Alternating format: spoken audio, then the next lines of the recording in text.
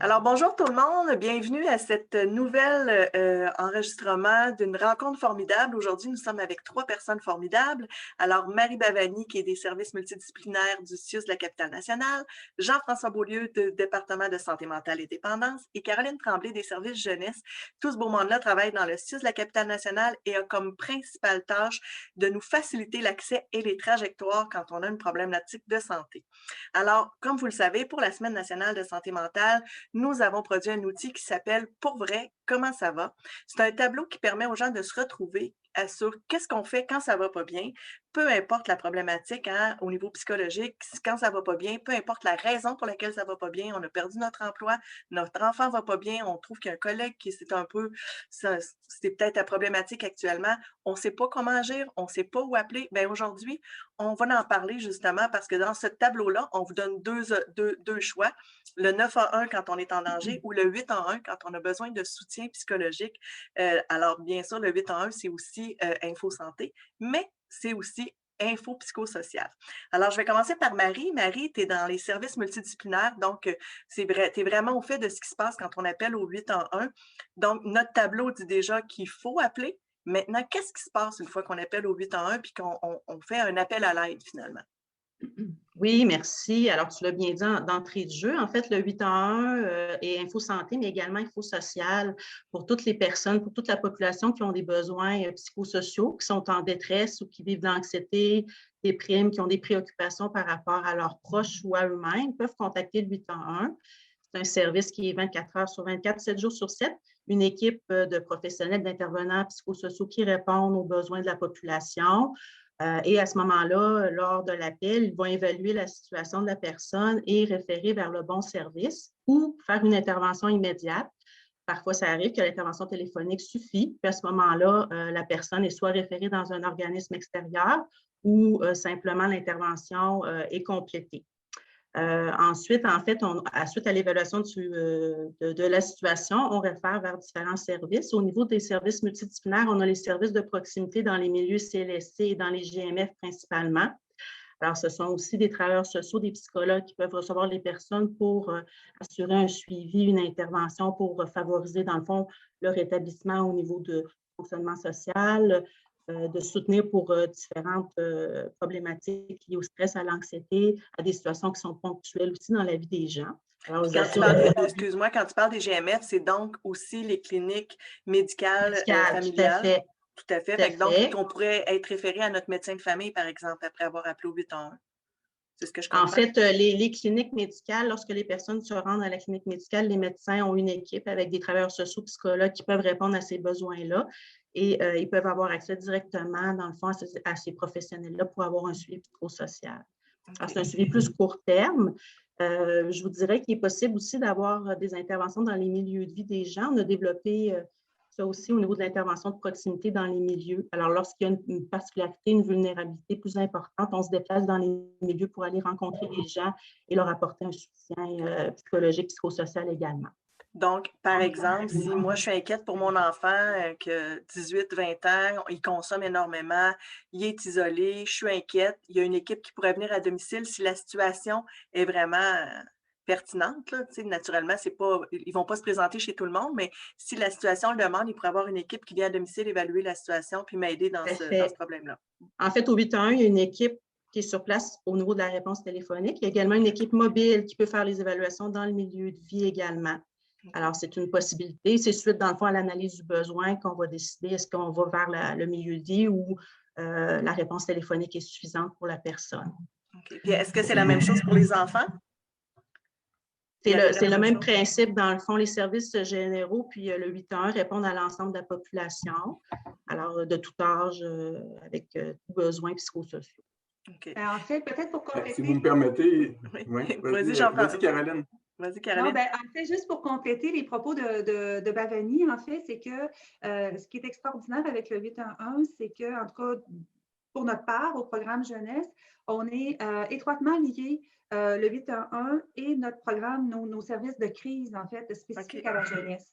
Donc, concrètement, en fait, c'est quand il arrive une situation, un appel au 811, soit de parents ou d'adolescents qui manifestent de la détresse, de la désorganisation, ils ne savent plus quoi faire, ils sont dépassés, que ce soit, bon, actuellement, on voit beaucoup des adolescents, mais que ce soit, là, peu importe, là, 0-17 ans, en fait, ce qui se passe concrètement, c'est que le 811 évalue, analyse le besoin et rapidement, ils se mettent en lien avec notre équipe de crise. Et nous, en fait, on va offrir un service immédiat. Donc, et notre équipe de crise, en fait, se déplace aussi. C'est ouvert 7 jours sur 7, de 8 heures le matin à 22 heures le soir. Donc, on couvre vraiment là, une grande, beaucoup de plages horaires, en fait. Juste pour ne pas faire peur au monde, là, parce que moi, c'est mon rôle dans la vie, mais une équipe de crise, c'est pas parce que vous êtes en crise puis vous êtes plus capable de gérer votre enfant. À mon avis, une équipe de crise, c'est quand on ne sait plus quoi faire puis qu'on a besoin d'aide. Ça ne veut pas dire que le feu est pris dans la maison. C'est ça qu'on comprend. Absolument. Absolument. C'est quand du moment où on se sent dépassé, où on a une situation qui nous préoccupe au point où, tu sais, ça nous empêche de fonctionner normalement. Tu sais, on est envahi ou à ce moment-là, oui, l'équipe de crise, en fait, peut, on appelle ça les services de crise ou des services intensifs, là, parce que, en fait, on intervient rapidement puis intensément selon les besoins. Puis intensément, tu sais, ça peut être 1 fois par semaine, 2 fois par semaine, ça dépend des besoins, là. Donc, une crise, ça ne veut pas nécessairement dire attendre que quelqu'un lance des assiettes, c'est quand on se sent dépassé. Il faut juste bien expliquer aux gens qu'il ne faut pas attendre d'être dans une crise, il faut attendre, pas attendre justement d'être dans une crise pour que les services de crise interviennent, il faut juste modifier le Aller vocabulaire. chercher de l'aide quand ils en ont Exactement. besoin, tout à C'est fait. ça. Est-ce que Jean-François, c'est la même chose quand on s'adresse à l'adulte en santé mentale dépendance? Bien, c'est un petit peu différent, mais ce que je voulais ajouter tout à l'heure, c'est que les proches sont souvent démunis, hein, parce que ça va bien quand on veut consulter ou qu'on parle à un de nos proches puis qu'on lui dit « ça serait bien que tu ailles chercher de l'aide » puis qu'il accepte. Mais ce n'est pas toujours comme ça. Donc, un des beaux services que l'équipe de Marie a développé, c'est le fait que vous pouvez appeler comme proche au 811 puis dire « je suis vraiment dépassé, là, mon proche, je ne veux pas avoir de service, mais franchement, ça ne marche plus du tout, il ne se lave plus, il ne fait plus son épicerie, il ne mange plus, je suis vraiment inquiet. » On le voit avec des personnages, on le voit dans des couples, on le voit avec des enfants.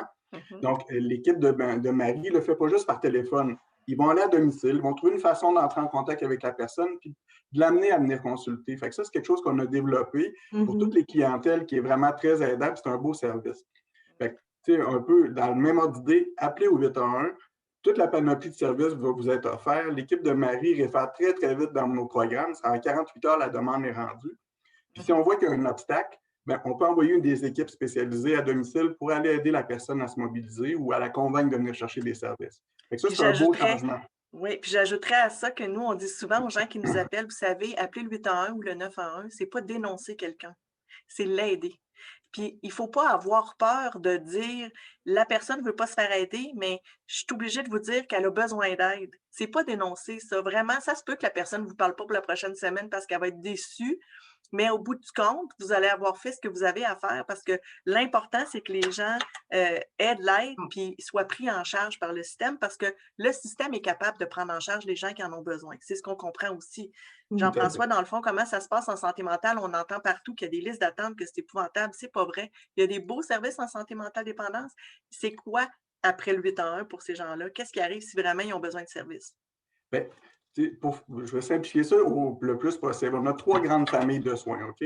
On a la dépendance. Les gens n'ont pas un problème de consommation. Là. On boit tous une petite bière de temps en temps, peut-être plus, peut-être moins, mais quand ça commence à affecter notre fonctionnement, ça, c'est notre famille dépendance. Il y a des troubles plus fréquents. On entend parler beaucoup de la dépression, des troubles anxieux, mais dans notre jargon, à nous, là, ça s'appelle les troubles fréquents. Ça touche 95 % de notre clientèle. Puis il y a une autre clientèle qui a plus des maladies plus graves, plus chroniques, un peu comme la schizophrénie. Mais ça, c'est 5 % de notre clientèle. Au 811, vous appelez, vous décrivez comment vous vous sentez, ce que vous vivez ou ce que vous observez chez votre proche. Puis les gens au 811 vont savoir dans quelle famille orienter les patients, les usagers, les proches. Donc, nous, on va recevoir l'appel dans notre mécanisme d'accès de ces 3 grandes familles-là et rapidement, vous allez avoir un service. Présentement, là, le plus long délai d'accès est de 30 jours pour un premier service. Entre le moment où l'équipe de Marie a reçu une demande, puis le moment où on offre un premier service, notre délai moyen le plus long est de 30 à 35 jours. Pour voir un psychiatre, on entend souvent toutes sortes de choses, là, mais nos psychiatres à Québec se sont mobilisés, ils offrent tous des plages de rendez-vous. Puis présentement, le plus long délai pour voir un psychiatre, quand le médecin de famille réfère, c'est 45 jours. Donc, vous allez avoir des services. Puis si votre situation est urgente, un petit peu plus urgente, vous êtes plus suicidaire, ou vous avez plus des mauvaises idées, ou vous voyez que vos proches sont beaucoup affectés, vous avez des enfants, le délai va être très rapide, ça va être moins de 15 jours.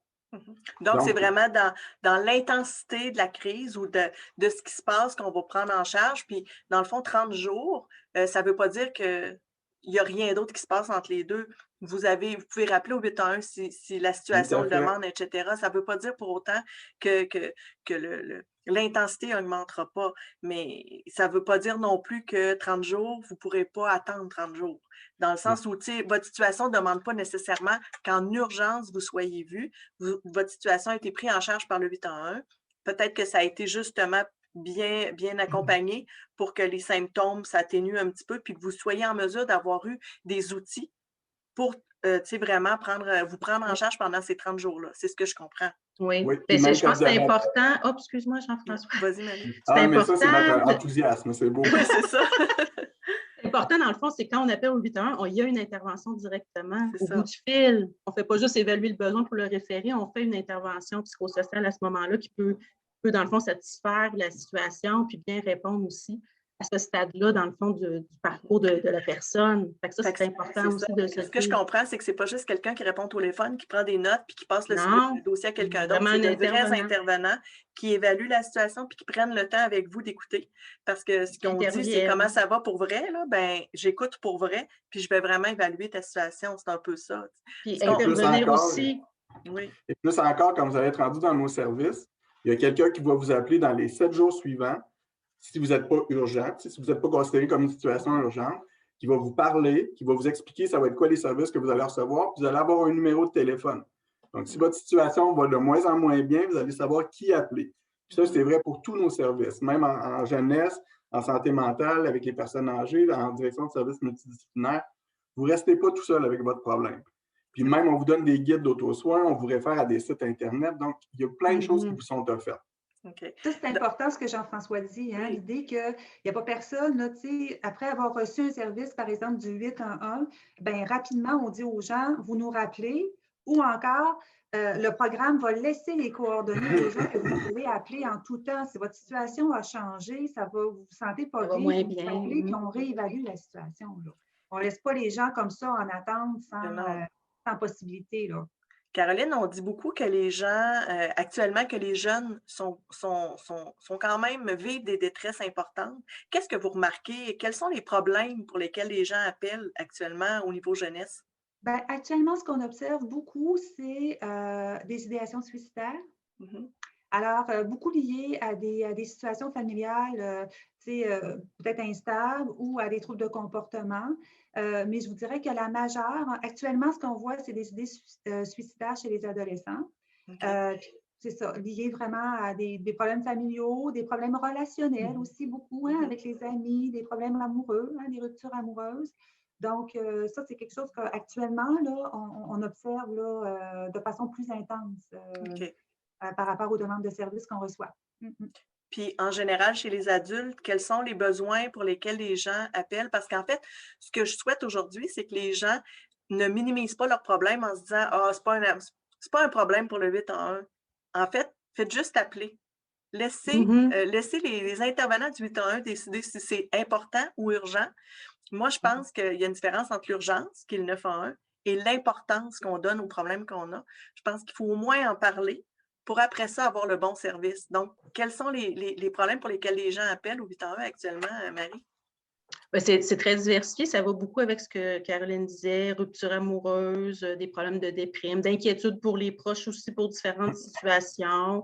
Ça peut être de la violence, c'est du chômage, c'est toutes sortes de problématiques, dans le fond, que les gens vivent, puis qui se sentent plus anxieux, stressés, déprimés par rapport à ça. Dans le fond, peu importe la situation que vous vivez, et si elle crée des symptômes d'anxiété, de déprime, de tristesse ou même d'exaltation, parce que des fois, on le dit là, dans certains troubles, ça peut être de l'exaltation, puis vous ne connaissez pas votre proche parce que, mon Dieu, il n'a jamais été comme ça. En fait, n'hésitez pas à appeler pour voir qu'est-ce qu'on peut faire pour éviter que ça dégénère. C'est un peu ça. Ce qu'aujourd'hui, ce qu'on veut dire aux gens, c'est appeler. Prenez pas de chance, appelez. Puis, ça va éviter de dégénérer parce que ce que vous voulez éviter, c'est de pas en fait, appeler au 811 parce que ce que vous voulez pas, c'est appeler au 911. C'est un peu ça, dans le fond.